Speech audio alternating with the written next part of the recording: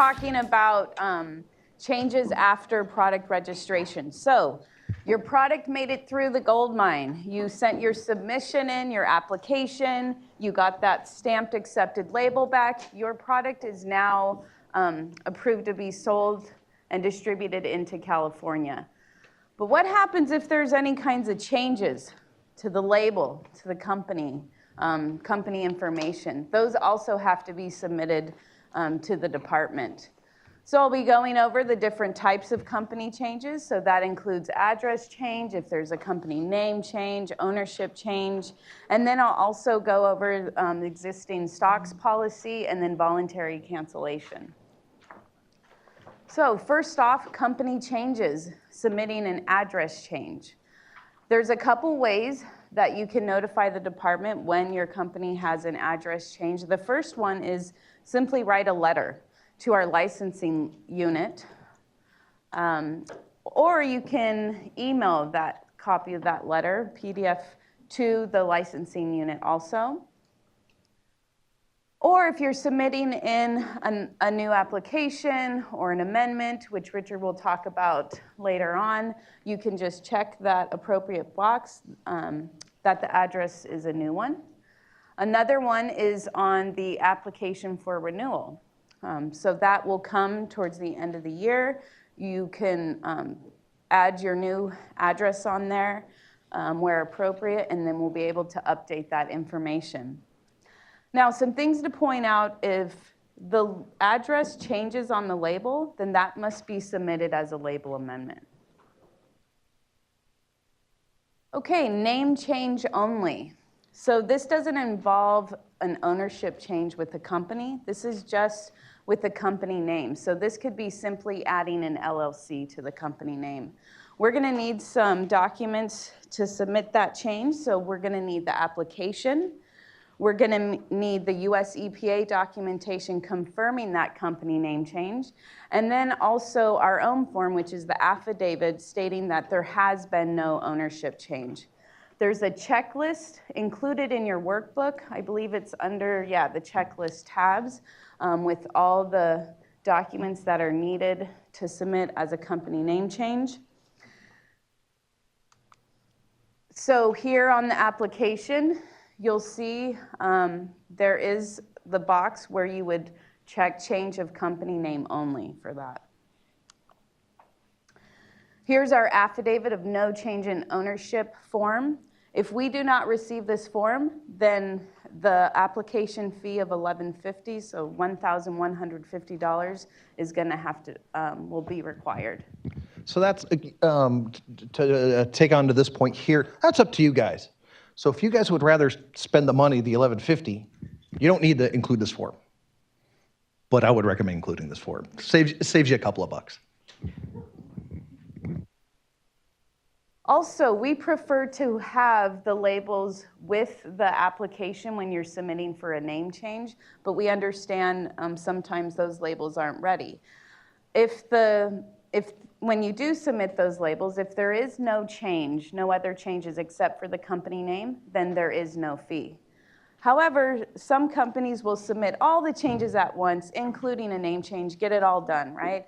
With that, that'll be a $25 processing fee, and we'll also need an amendment application for that. Oh. Right here, I got it. A mic. So you said company name change with no label changes.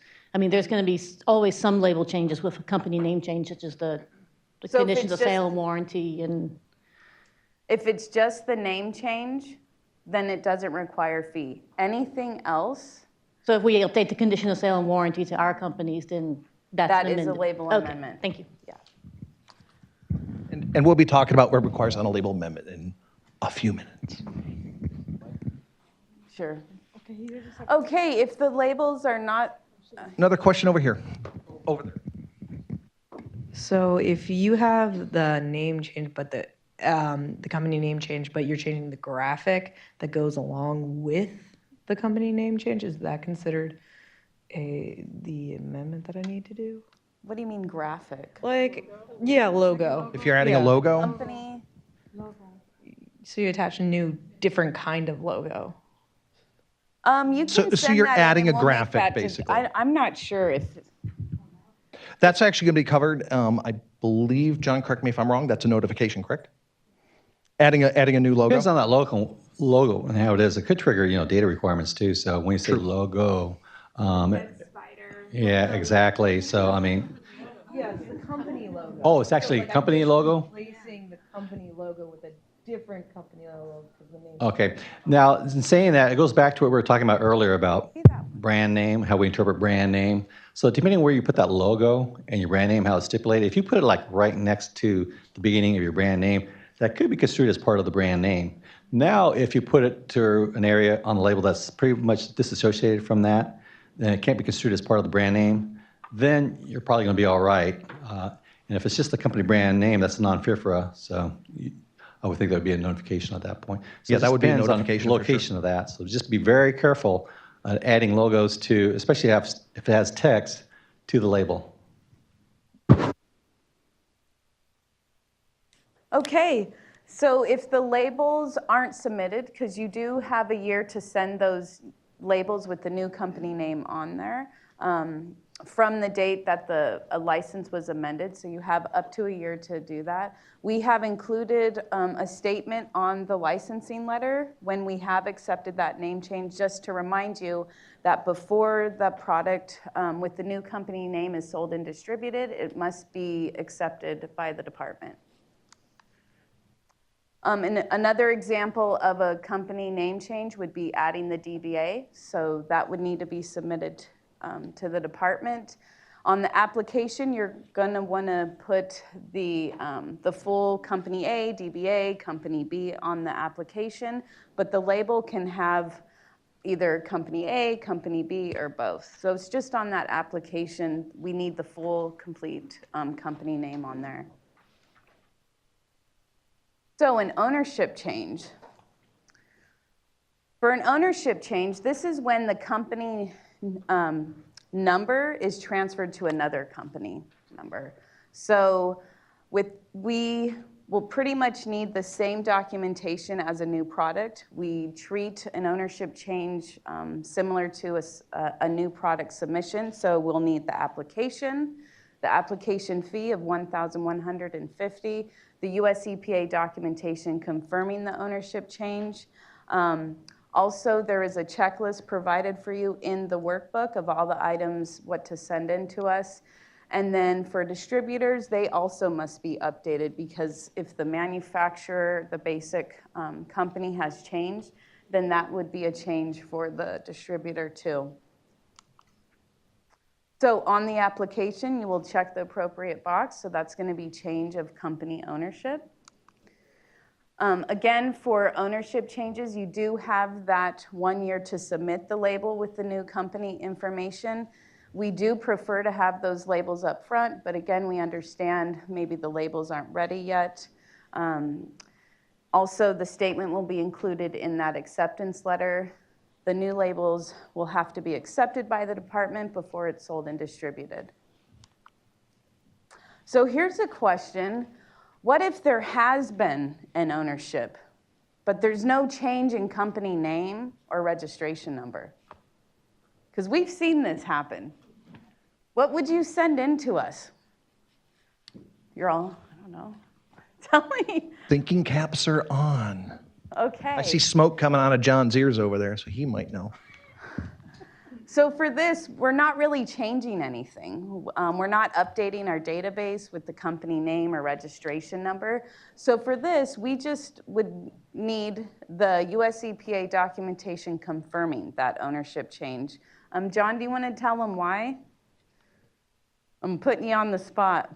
Never put you on the spot. No, in essence, no, you're correct. I mean, this ownership change, and when nothing changes, it's really seamless. But the biggest thing, whether it's ownership change or a product transfer from company A to company B, one of the things that we do track is the data ownership. And a lot of times with the transfer documents from EPA or the ownership documentation from EPA, they'll spell out the data transfers over a lot of times. A lot of times, though, too, they'll be silent.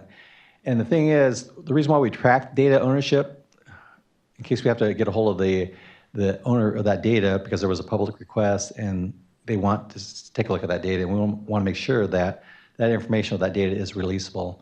So make sure that anytime you run into a transfer, ownership change, that you inform us that the data does transfer over. And if you can really provide documentation to that effect, that'd be great. Sometimes it's not, like I was saying earlier, acknowledged in the EPA documentation. So if you can get a letter from the transferee, I guess it would be, the previous owner on their cover letter stating, yes, data for this product and or all data on the ownership change does transfer over to the new company, that would be great. It keeps us in our bookwork and everything more accurate. So if we need to contact you, then we can for releasing that data. Okay. A question over here, behind you.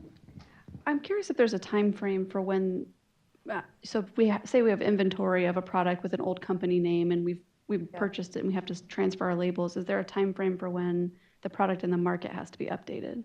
You're segueing into after company changes about existing stock, so just stay tuned. We'll get there. Yeah, the last one is... Another question over there, John? Oh, Oh, excuse me.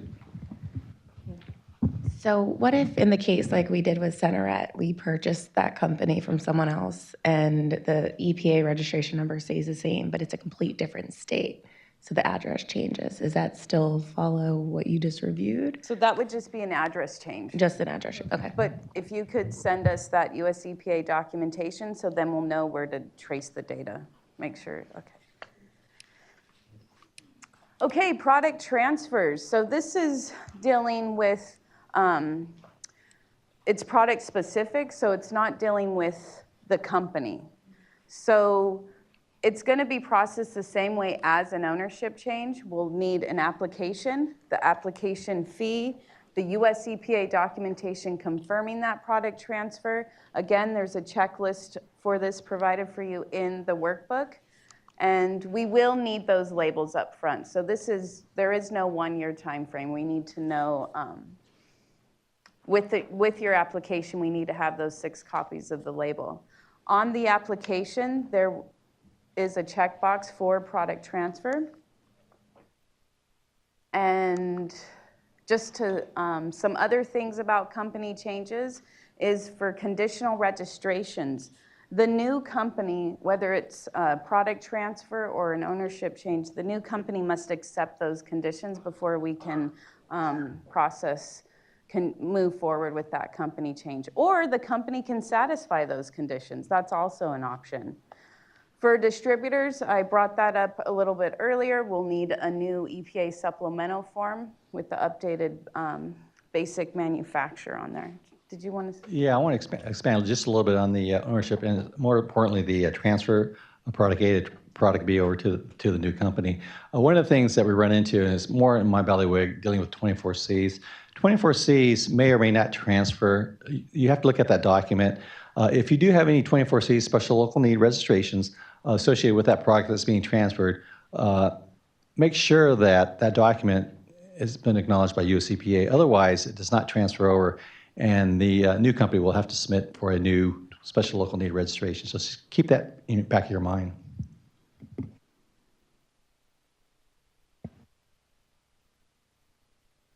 30 days. Yes. Joe, you want to repeat the question? The timeline to accept the conditional registrations. So we propose it, and you have 30 days to respond. Yeah. Okay, and just to sum it all up, here's just a table of everything that we went through for name changes, ownership change, and product transfers, whether a fee is required, is there a new registration number, and when the labels are required. So just to recap on that. Now moving on to the existing stocks policy. So you have the product, which one of the audience members brought up is what happens with all that old product or the product with the old company name on? Are we able to sell and distribute that? US EPA generally gives that 18 months time frame to clear the channels of trade. unless it's specifically specified in their acceptance letter for that change. However, the registrant must continue registration of under that old company name. Now in California, the dealer or distributor has 2 years to clear the channels of trade. In other states, I know they have a discontinuance period, but in California, there isn't a period like that. It's just 2 years, so you don't have to pay for that. Also, for the end user, if it's already in the end user's hands, they're able to use it indefinitely, unless there's been some kind of US EPA cancellation or suspension. Voluntary cancellation, speaking of cancellation, so this is where the company chooses to voluntarily cancel their product. All this, there is no fee for this. You would just need to complete the voluntary cancellation form, and that is included in your workbook. And directions on where to submit that is also on that form. So that can occur at any time after the product is registered.